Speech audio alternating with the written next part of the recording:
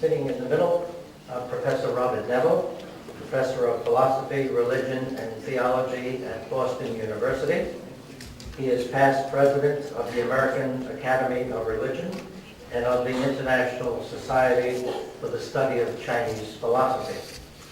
Professor Neville has published 20 books, at least, 2 of which have been translated into Chinese, including Boston Confucianism, Portable Tradition in the Late Modern World.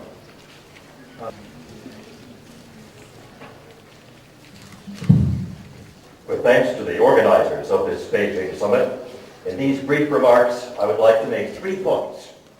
The first concerns the classic Confucian notion of love or humaneness, with distinctions.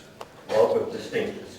The second concerns the role of ritual in Confucianism to build bridges across cultural differences. And the third concerns understanding how Confucian humaneness allows the acknowledgement of what some Western philosophers have called otherness. Confucianism has long advocated love or humaneness with distinctions. In ancient times, this meant loving one's own family more than those in other families, one's own community more than other communities, and one's own empire more than the barbarians.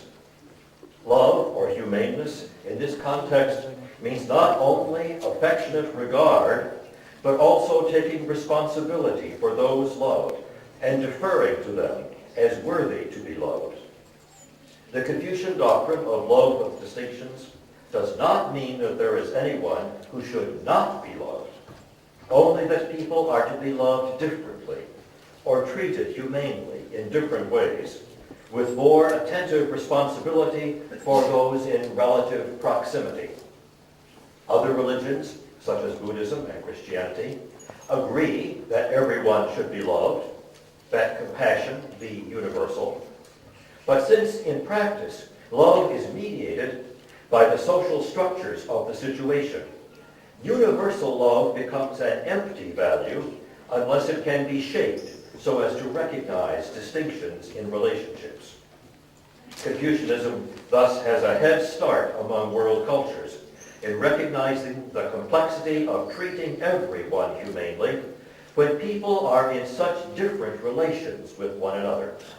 Many barriers exist across which the expression of humaneness is difficult. In our own time, we understand the social barriers to be much more complex than were expressed in the ancient texts. They cannot be conceived in terms of distance from an intergenerational family, although those barriers are surely important.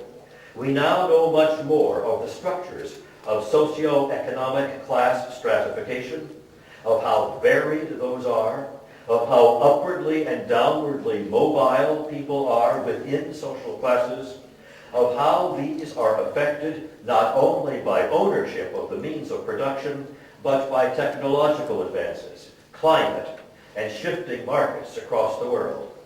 We know now about many more of the complexities of different kinds of personality, with different learning styles and different psychopathologies, across which love needs to be conveyed. We understand that contemporary social barriers to the expression of humaneness include ethnic divisions and religious divisions and civilizational divisions. We recognize that groups have different and conflicting interests centered on economic matters, or claims to land, or appropriation of resources. Contemporary social sciences are multiplying our appreciation of these alienating social structures at an astonishing rate. Yet, the Confucian ideal of humaneness with distinctions for everyone has become a social imperative in every society. Reinforced in every major religious and cultural tradition, humaneness stands directly opposed to the dehumanizing effects of so much of late modern economic and political interaction. How can humaneness acknowledge the differences among the people and groups to be treated humanely and find distinctive ways to address them across the boundaries?